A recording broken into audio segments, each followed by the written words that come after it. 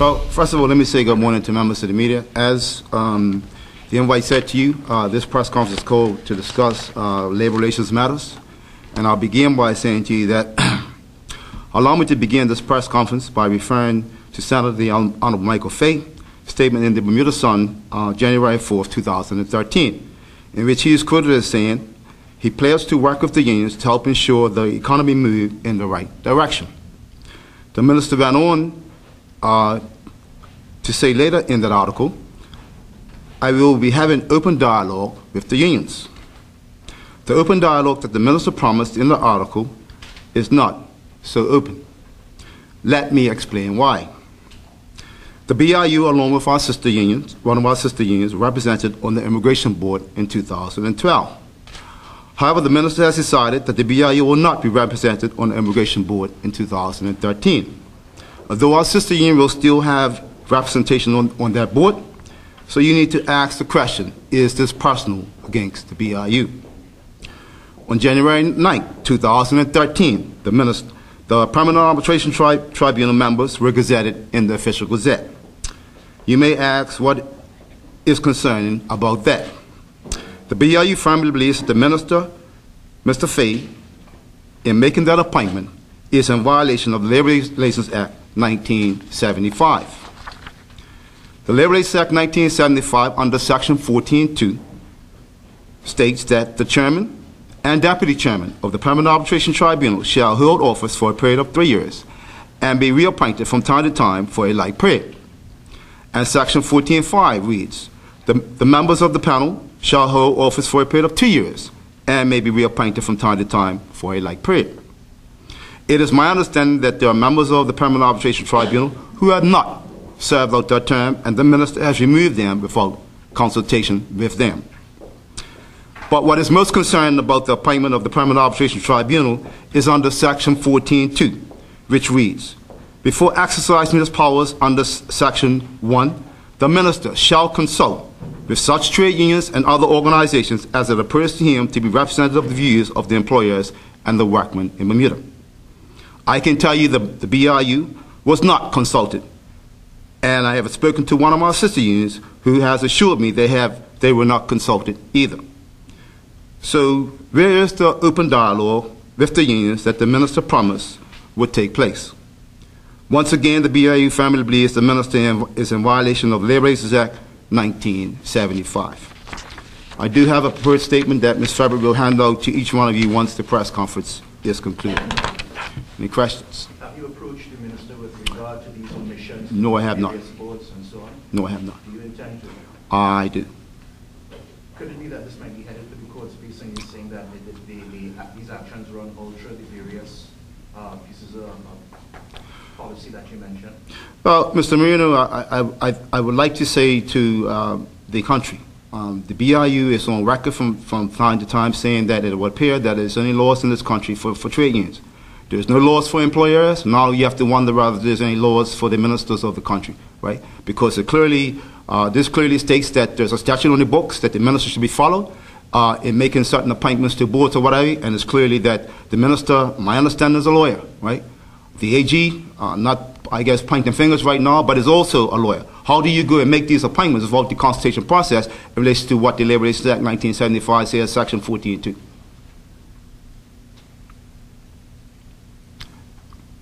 Have you spoken to other unions? Have they been consulted? Well, I can tell you that that's an interesting question because, as I said, I spoke to one of our sister unions who said they had not been contacted either. I spoke to Brother Mike Charles this morning from the Bermuda Trade Union Congress, who is, of course, the General Secretary of the Bermuda Union of Teachers. But he did say that he got an email on January 8th at about 10:13 in the morning about the appointment of the Permanent Arbitration Tribunal. The mere fact that this was the day before it was gazetted in the World Gazette, how much consultation was going to take place on the 8th, between the 8th and the day that was gazetted? So you need to ask yourself the question, open dialogue? That's not what we call open dialogue.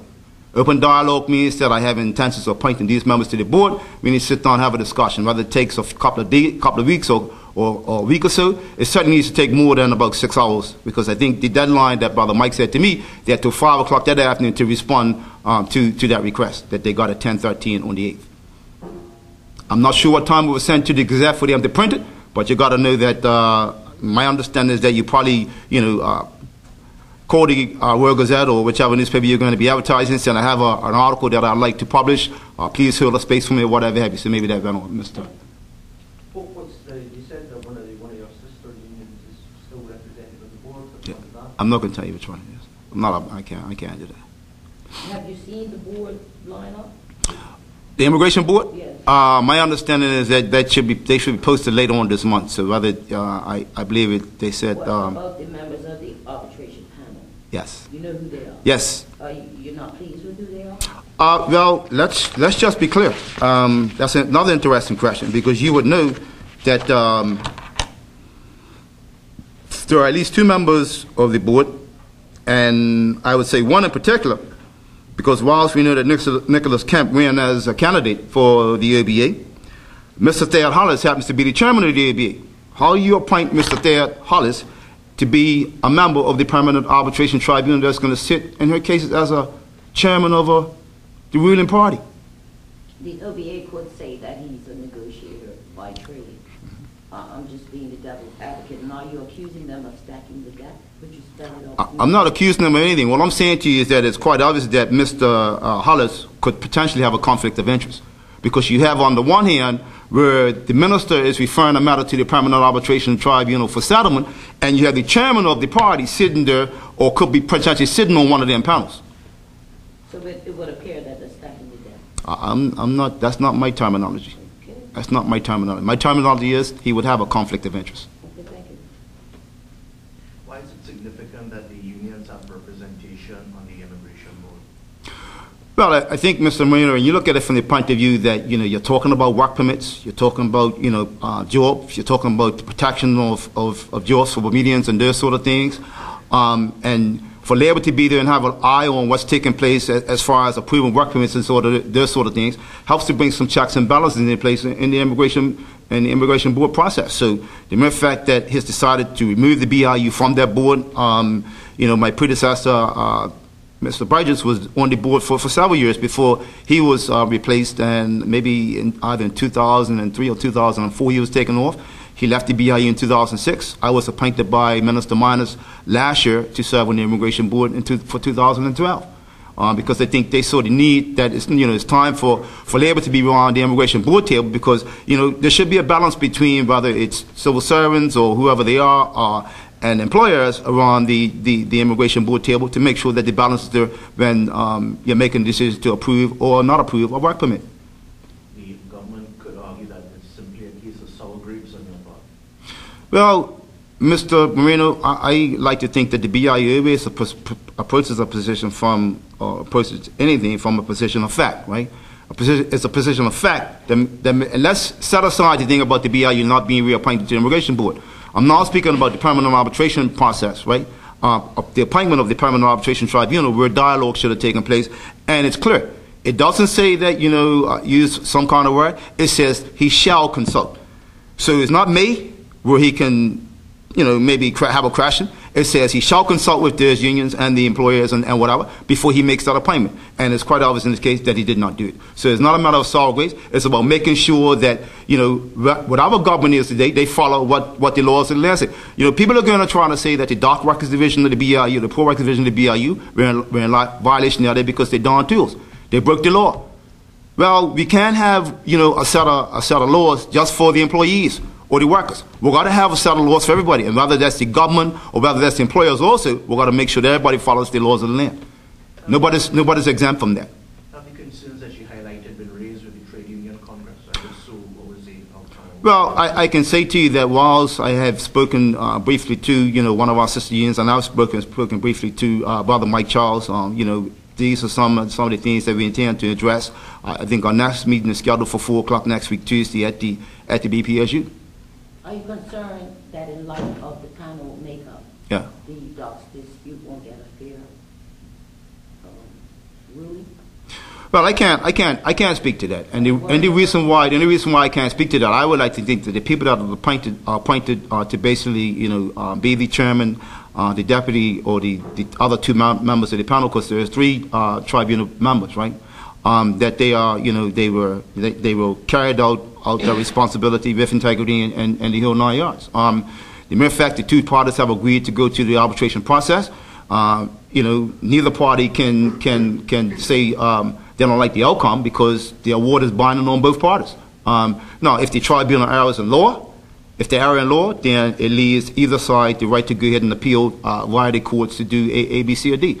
I can tell you that there is a terms of reference that's being drawn up that's causing us some grave concern right now. I can't speak to the terms of reference right now because we're sending it to our lawyers to get a legal opinion about the terms of reference, because it looks like the terms of reference could be not the jurisdiction of the tribunal, because I think it's a matter for the courts to deal with, particularly when the matters in there that they're asking for the tribunal to give consideration to.